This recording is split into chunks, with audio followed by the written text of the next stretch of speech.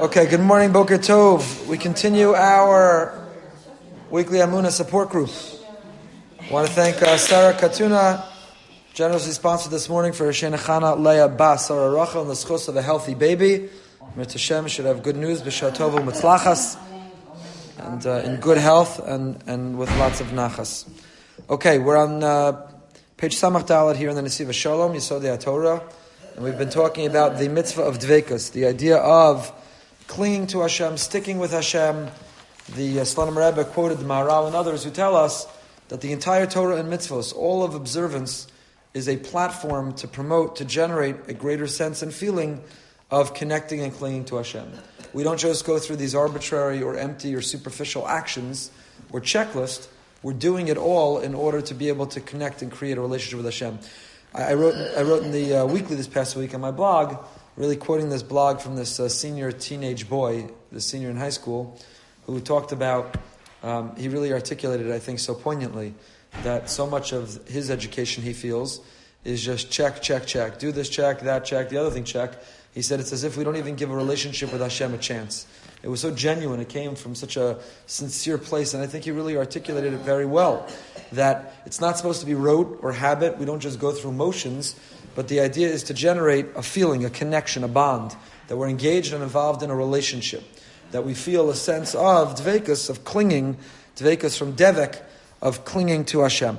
So I give her the top paragraph on the right-hand column of page Samach Dalet. If there's extra copies, you can pass it around, that would be great. More coffee, feel free to help yourselves to some coffee. We started with that first sentence as we ended off last week. That fulfilling this mitzvah of clinging to Hashem, so that everything that happens in your life you interpret through the lens of Hashem.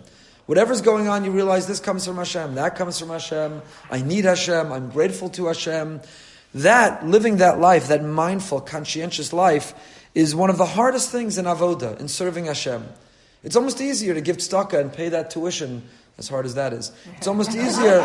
It's easier to keep kosher. It's easier to keep Shabbos. All these other areas of Jewish life, which we view as challenging, and they're not simple, but they are simple, and they pale in comparison to that great challenge of living that life of mindfulness, where everything that happens is interpreted through the lens of Hashem. I just spoke about in the cup of Joe. No, there's a chair right here. Yeah. There's a seat right here. I just spoke about in the cup of Joe in Sha'arim B'Tfilah after the 745 minyan. That idea that Rav Pinkus develops is that when you interpret your whole life through the lens of Hashem, he quotes a Gedolei Yisrael, our greatest, most righteous role models. It wasn't just when they got to davening. It was, let's say it's on your calendar, that daven mincha at 4 o'clock, daven marav at 9 o'clock, daven shacharis at 7 a.m. So when you get to those points of time on your calendar, Outlook, Google, whatever calendar you use, pops up a reminder, time to daven. Oh, now I have to daven. I open my siddur and I daven. For these most righteous, greatest role models, that davening experience was always in the back of their mind. So that whatever was happening in their day, an agenda was being created for that next davening. So let's say something happened to you that you weren't expecting or went better than you thought it would go. In your agenda you built was that, when I daven mincha, don't forget to say thank you to Hashem. Or, I gave the example yesterday when the horrific terror event happened in New York City. So our first reaction as people of dveikus, of people of emunah and bitachon who are clinging to Hashem, our instinctive, intuitive reaction should have been, first of all, at that moment, right away, Hashem, please give strength to the families of the victims, and give strength and give healing to the people who were hurt, and help law enforcement catch the perpetrators, and help keep us safe. In addition to whatever check we wanted to write to help people, or whatever action we wanted to take to advocate for whatever policy to keep us safer. In addition to whatever we were doing in the world of Gashmias, but in the world of Ruchnias, in the spiritual world, instinctively and intuitively, we have to react by talking to Hashem. So one should in their mind say, in my agenda for mincha, rifa'enu, I have to remember to ask Hashem to heal the people. By the time you get to mincha, it can't be, I forgot there was a terror event in Manhattan. Oh, it's so terrible, and I hope the people are better. But by the time you got to mincha, you're just getting out that davening. Davening? Check. Said the script, went through the template, said the davening, the liturgy. No, the whole idea of the template is to fill it in with your own personal agenda. So, I walk around with these cards in my pocket because, every day I'm thinking about, whenever something pops in my head, call that person, respond to that email, set up that meeting, get that thing done. I'm writing it down. Wouldn't it be beautiful? I don't do this, but I'm trying to inspire myself to do this. Wouldn't it be beautiful if we also have a card where we're keeping an agenda for the next davening? Right? If you knew you're invited to the Oval Office, when would you think about what you want to say? As you walk through the door and shake the hand? No, hopefully. You will have crafted and scripted what you want to say. How do I want to express gratitude? What do I want to acknowledge thanks for? What are the things I want to ask for, push for? You wouldn't walk in and be like, I haven't really given thought to this. And then make small talk and miss the opportunity and walk out. You wouldn't want somebody handed you a script and said, when you get in there, just say this. Then say thank you and walk out. You'd want to give your own thought and add your own component. So 3 times a day we appear before the Melech Malchei Amlachim. 3 times a day we enter Hashem's Oval Office, so to say. We take 3 steps forward. We talked about yesterday at the Parsha Shir, the 3 Vayigashes and the 3 steps forward that we take, what they commemorate. We take 3 steps forward and we've left the kitchen or the living room. We've left even the shul. We've left being on the side of the road. We've left wherever we are physically, and we've now walked into Hashem's Oval Office. We're with the Almighty. We have an audience with the King of Kings. So do we give thought? Have we set an agenda? What do I want to say thanks for? What do I want to ask for? What do I want to do? So living with that mindfulness, I'm telling you all of this because the Rav Pinkus describes, the most righteous have that capacity. Whatever's happening in their day, oh yeah, later. You know, I gave the example also, literally just a few minutes ago. Sometimes things go, I think in a healthy marriage, as things go on in your day, you want to remember to tell your spouse. You crave, you desire to tell your spouse. So whether literally you write it down or you text, remind me later to tell you about X, or just in the back of your mind, you've made a mental note.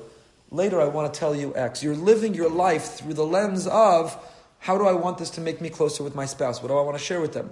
A frustration I had during the day, a moment of gratitude of how something was amazing during the day.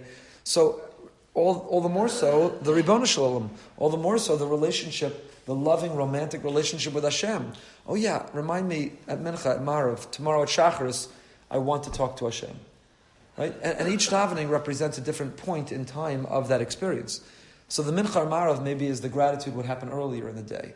Shacharis is maybe, you know what, Hashem, before davening I looked at my schedule, I have a big meeting today. I've got a big interview today. My daughter is going on a date tonight, and it's so important to me. Whatever. My child is going for the big ultrasound. Whatever is coming up, that you've actually looked at your agenda before Shacharis, so that your Shacharis is different. If you've given thought to what's coming up today, then your Shacharis is different. Versus, oh yeah, it's just another thing I got to do. I got to drink my coffee, I got to drive carpool, I've got to get this done, I got to get that done. Somewhere in between, I'm going to squeeze out a Shacharis while I'm still putting away the bowls from the cereal of breakfast that the kids left out.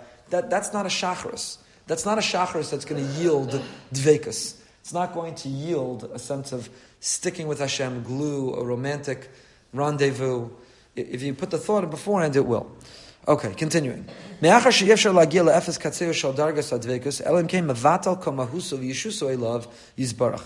only way that you can arrive at that sense of connecting, clinging, sticking with Hashem is when you first nullify yourself. You have to feel about yourself that you are insignificant, inconsequential, you're an utter, pathetic, nothing, garnished. Right? Last week we talked about the schools of Musar, Slobodka, Navardik, Kalm, godless Adam, the greatness of man, versus shiftless Adam, the lowliness of man. Do we connect with Hashem by realizing we're just a step away from being God? Or do we connect Hashem by realizing we're just a step away by being worm food? Which is the one that's going to drive us more? So here the Slam Rebbe is describing that, and this is this week's parsha, by the way. When Avram Avinu talks to Hashem and protests and objects to what Hashem is going to do with stone, in the middle he realizes, you know what? Who the heck am I to be telling Hashem how to run his world? So what does he say in the middle? Harani ka'afar ve'efer. Yeah, I'm just like dust and ash. I'm nothing. I'm garnished. I'm afar ve'efer. But here's what I think. With the capacity that you gave me, here's what I think. I think it's unjust. How could you kill the righteous with the wicked? You can't do this, Hashem. And Avram protests, and in that way gives us license. I think that's what gives us license to daven altogether. Through the positive end by avoiding the negative commandments. Every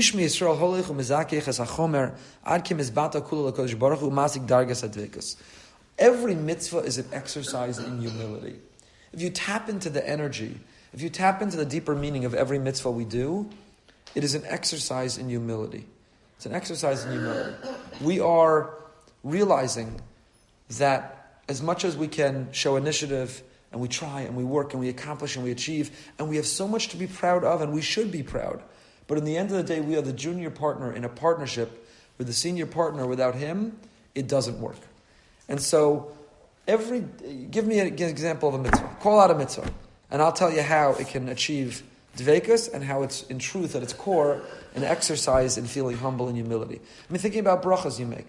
You make a bracha on the food, you realize, I earned the money to go shopping, to buy the ingredients, to have made the recipe, to have put together this delicious potato kugel. But I make bori pri adama, and I say, Hashem, where did I get the potatoes from? They come from the ground. And if you want it to not rain, or you want there to be a plague in the ground, or you want there to be a drought, or you want there to be a shortage of potatoes, there's no potatoes. I don't have this to eat. I can be proud that I put together a delicious potato kugel. I'm a great cook. But I make a bracha because I need to bring myself back, anchor myself in humility that, Hashem, it's all from you. I wouldn't have the ingredients to start mixing together if it weren't for you. It wouldn't have come out well.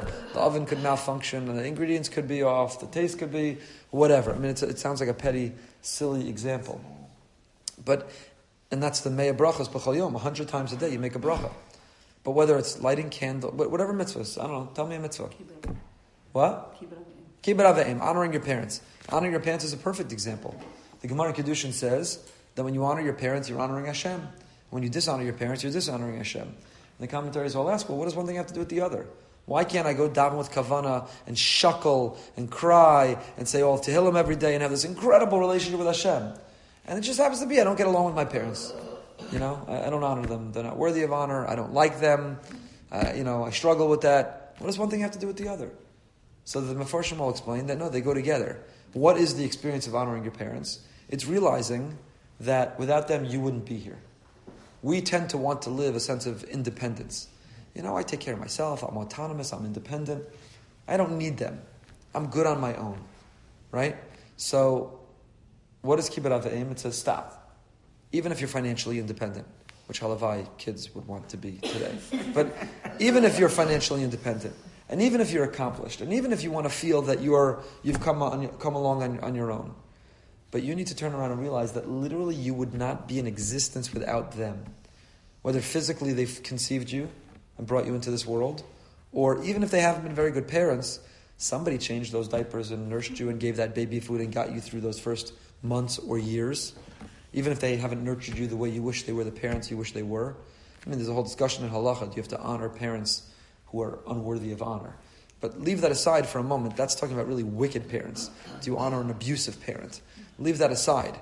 But I'm just talking about, you've determined they weren't the best parents. Your friend had much better parents. So you don't think your parents deserve to be honored because your friend's parents were much better. Or you got married and your spouse's parents are much better. But the halacha still says you have to honor them. And why do you have to still honor them? Because you're not honoring them, you're honoring Hashem. You're honoring the notion that you are not independent, you are dependent. That you didn't come out of nowhere, you came out of somewhere. Kibbut Avim is really an exercise in Hakaras HaTov, in gratitude. It's an exercise in humility and feeling dependent. I always put it like this. We live on a timeline. So people on a timeline, right? Time is linear. We don't believe that as Jews. We believe time is cyclical. But assuming for the moment time is linear, right? Time began here, and it's a line that extends, and that direction is the future, and that's the past, and you're a point moving along the line, and wherever you are, that point on the line, that's the present.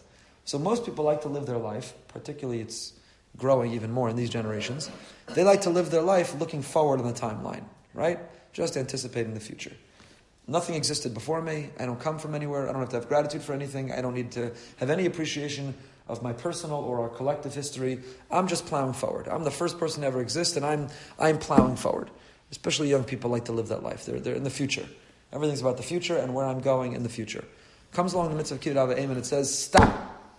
Freeze on the point, on the timeline, and turn around. And look what comes before you. You have parents. And when you see, who's standing right behind them? Your grandparents. And who's right behind them? Your great-grandparents. And if you look all the way in the back of the line, at the beginning of the line, you know who's there? Hashem. He's all the way.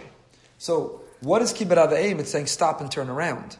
And when you stop and turn around, not only will you see and feel grateful to your parents, you'll see and you'll feel Hashem is in the line too. So kibbut av v'eim is not just like, I have this mitzvah, I have to get their slippers and their newspaper, and I can't sit in their seat, and can't call them their name, and it's this symbolic thing. And kids today are like, why do I have to honor my parents? My parents should honor me. Who says they're deserving of honor?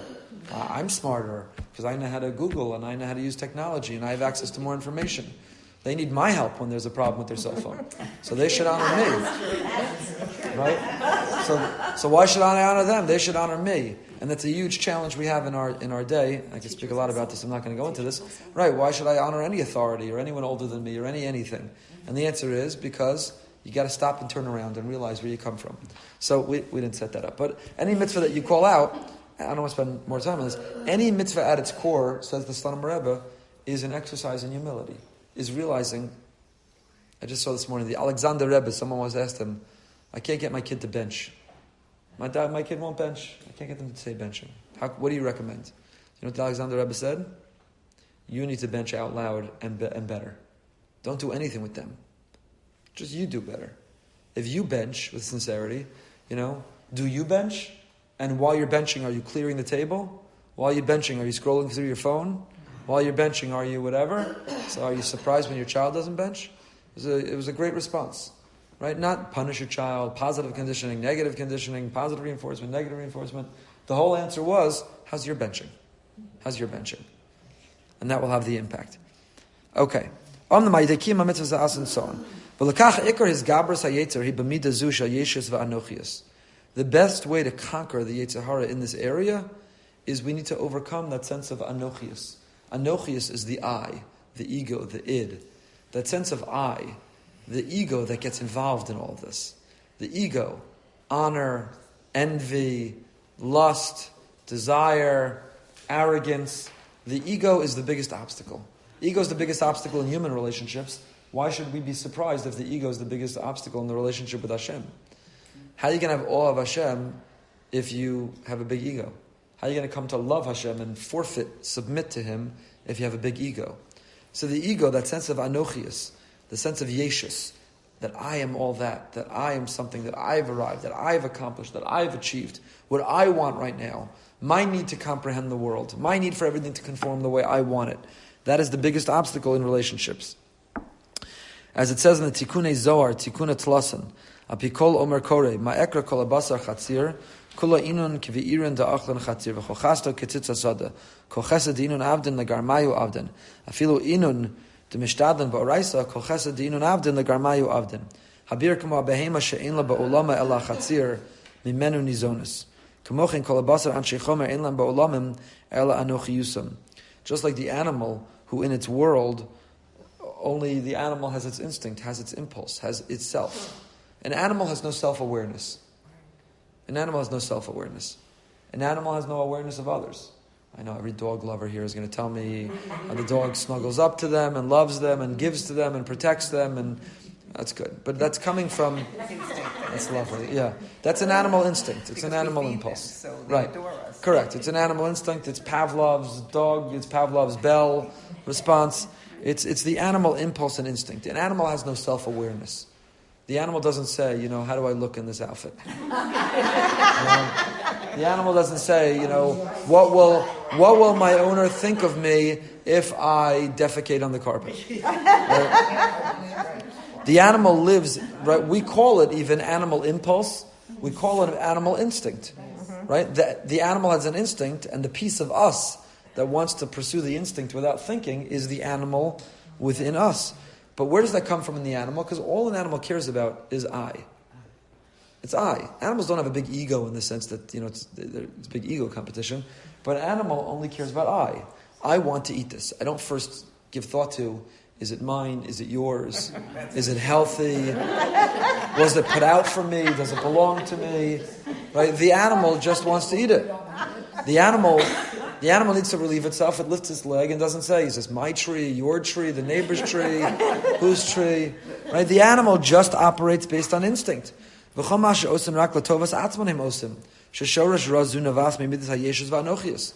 built into the animal has an instinct and an impulse that says, me.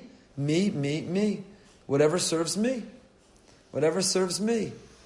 So, right, the animal, without getting graphic, meets another animal in the backyard, it doesn't say, maybe I should take her out for drinks first to get to know her. What if she's in a relationship with the cat in the next yard?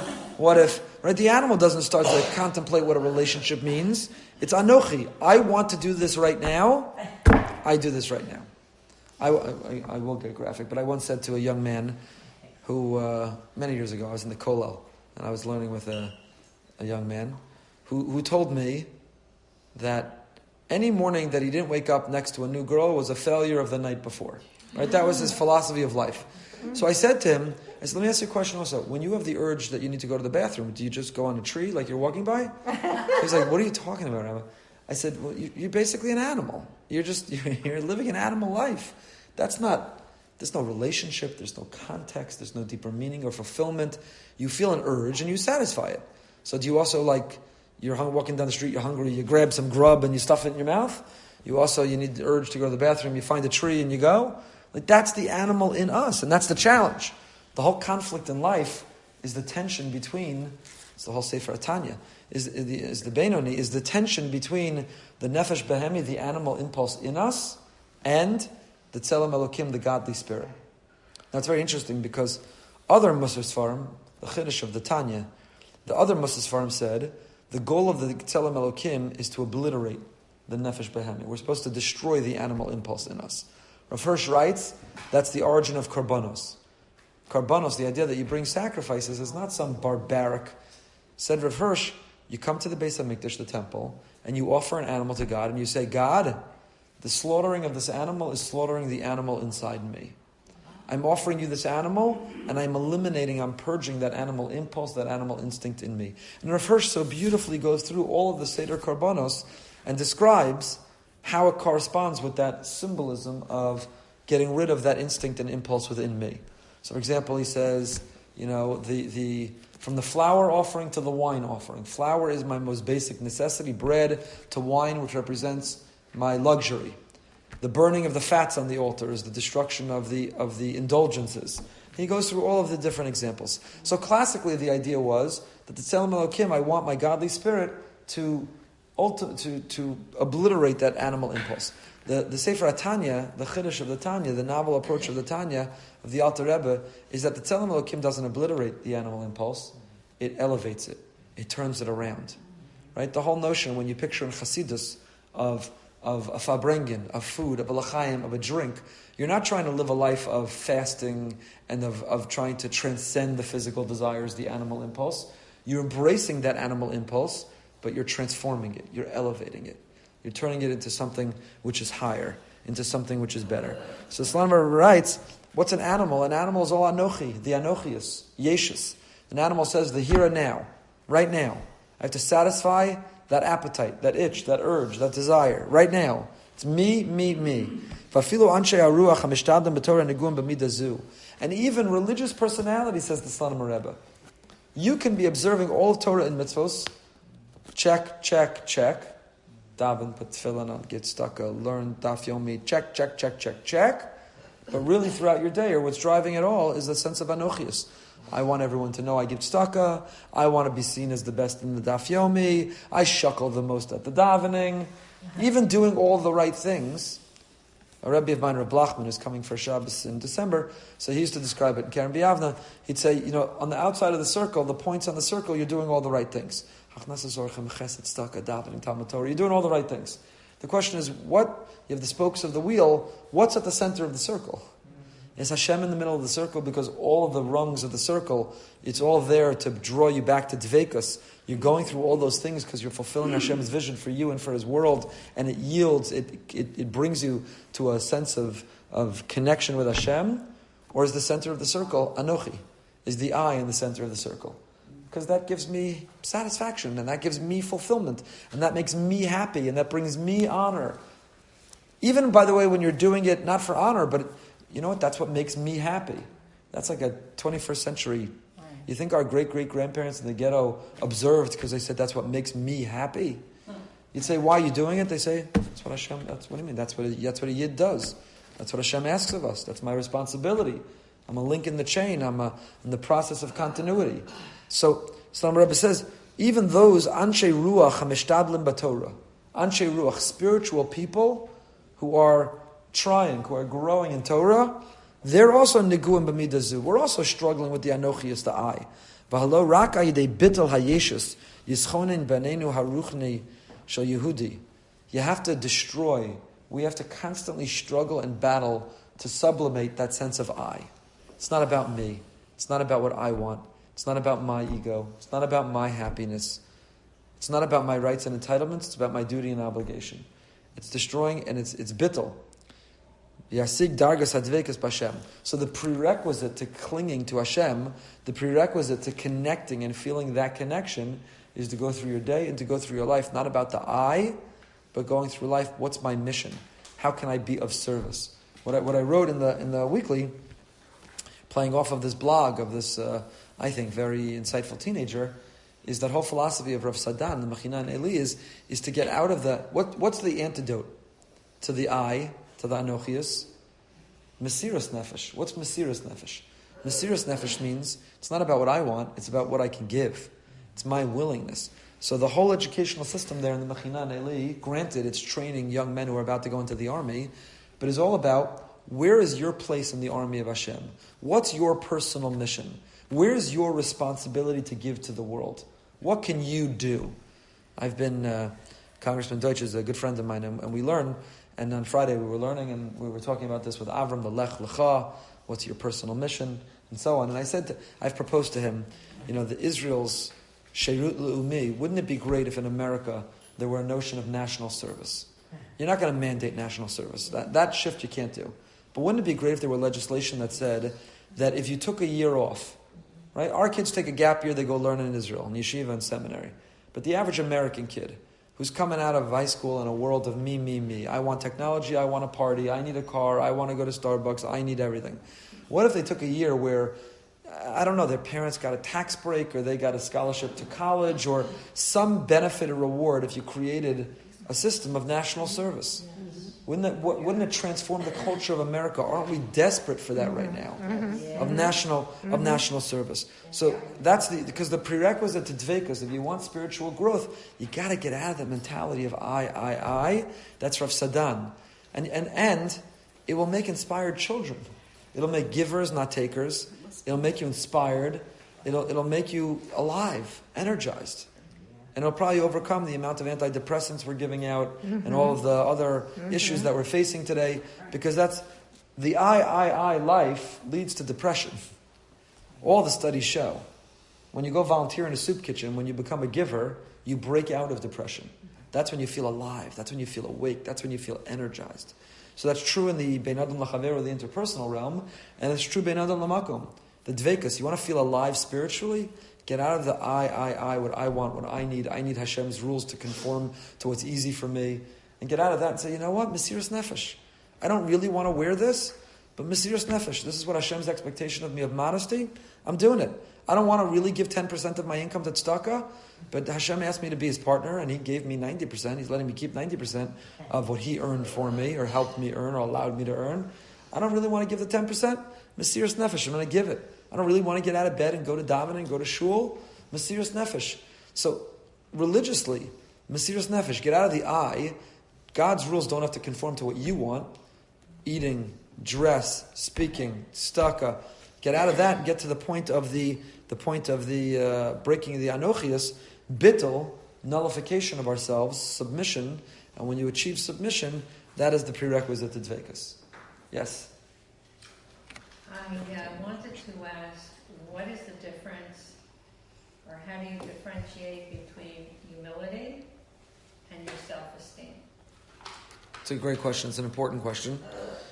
The difference between humility and self-esteem. So I think that...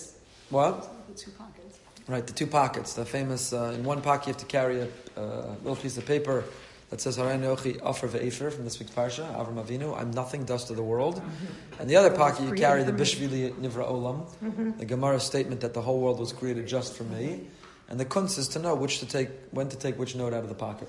Sometimes you feel like a nothing. You have to remember the whole world was created just for you. You're just a step below God. Sometimes you feel a little bit of ego. You got to take out that other little petek.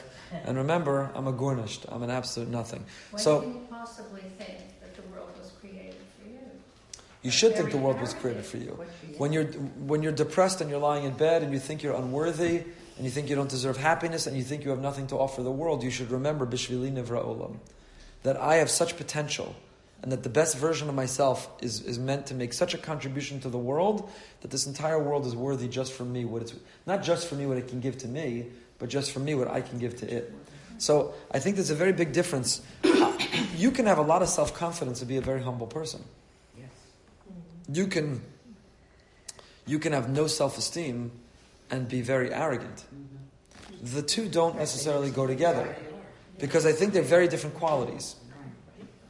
The Jewish notion of humility is not to think that you are not worthy.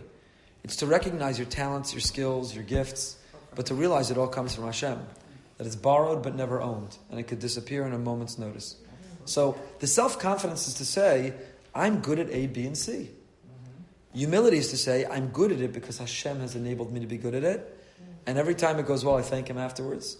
And every time before, I say, please Hashem, help continue to let me have it. And to realize it could disappear any moment and never take it for granted. So you can be very self-confident.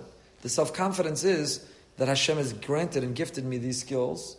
But the humility is that A, they're for me to serve His world, not for the world to serve me. And B, they could disappear in any moment. And therefore I have humility. I have humility about them.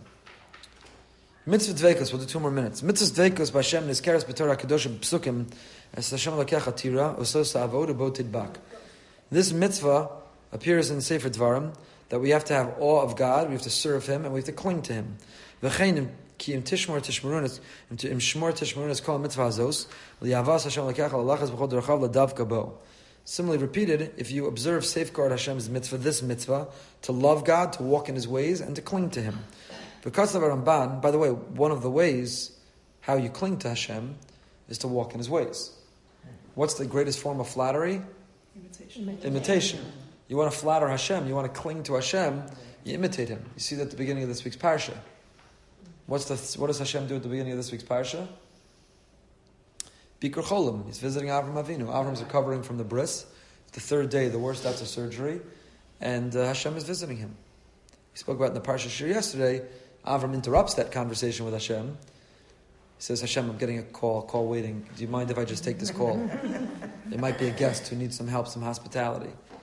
And Hashem says, oh, I love that. Gadol hachnasa zorcha mekabalas pnei Ashchina. It's even greater to answer call waiting, to offer hospitality, than it is to continue your conversation with Hashem, which is a very bizarre comment. You're in the middle of a conversation with God. Go back to our earlier metaphor. You're in the Oval Office talking to the president, and you say, I'm just getting a call. Do you mind if I just take this call? It's like absurd. You're talking, how often do you have that access? So what's the answer? Hashem prefers us to imitate Him than to talk to Him. He'd rather us be like Him than even talk to Him. So in that moment of an opportunity of Hachnas Zorchim, there's the opportunity to emulate and imitate Hashem. Hashem says, I'd rather you be like me than continue to talk to me. Right? Don't talk little and do much. Be godly, be godlike. Follow in His footsteps. That's what this pasuk is saying. Love God. How do you love Him? Avas Hashem. How do you love God? Lalachas b'chol derachav. Right. Walk in His ways. Follow Him. Uladavka bo. So when you love God, you're willing to imitate Him, to follow His lead, to follow Him. Uladavka bo. That's exactly what it means. Right? We've said countless times. The kid who's in the school says to the new kid, who's very nervous, just stick with me. Follow me. Sit with me at that table in the lunchroom. And sit with me in the class, in this spot in the class. And just stick with me. Stick with me, it's going to be okay. So Hashem says, Lalechas b'chol derachav uladavka bo. Walk with me, stick with me. Ladavka bo. Stick with me, it's going to be okay. I do bikur cholim, visit the sick, you do bikur cholim. I do nicham avelim, I comfort the mourner. I'm malbish arumim, I give clothing to those, you be malbish arum. Just stick with me. How do I stick with you? By imitating you, by walking in your way, and that's how I find the most meaning in life. Because of a Ramban, Be'Perish HaTorah, the Ramban writes, Ulai yomar li'avas Hashem lalachas b'chol derachav achtu ru'uyin l'davka bo basof.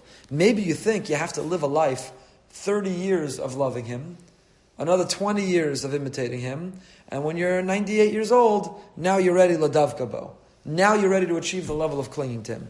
V'yitachin shetichlol adveka lo martia zocher Hashem v'avaso tamin lo tafrid machshavascha mimenu b'lechtech b'derech v'shapchav kumecha ad shu dvarav im bnei adam b'fiv v'lshono v'libo eino imahim aval hu lefnei Hashem v'yitachin ba'anshei mayla azo shetia nafshem tzur b'tzur achayim ki hem ba'atzmam avan ashchita ad kan. So Ramban says, no, it doesn't come at the end. It's what you achieve while you're doing it. By loving Hashem, by imitating Him, you are clinging to Him in that moment. It's not a result afterwards. It's achieved while you're yet walking in that way. So that's our mission. That's our homework. Every day, that mindfulness. Keep that piece of paper. Keep it on your phone. Spend some time before I daven Shacharis. What's going on in my day? I've got to include in this davening. Mincha Marav. What happened in my day that I need to express gratitude or ask Him still for more help because it's not yet done or resolved. To live with Hashem. The dveikus is to be mindful that He's a presence in my life. To view every mitzvah as an opportunity for an exercise in humility. To realize that if I want my children to bench, I've got to bench in a way that they see me having a conversation with Hashem seriously. Having a conversation. And so on. And when we do all of this, then it will result in that dveikus that we crave, which is incredibly uplifting and inspiring. Have a great day.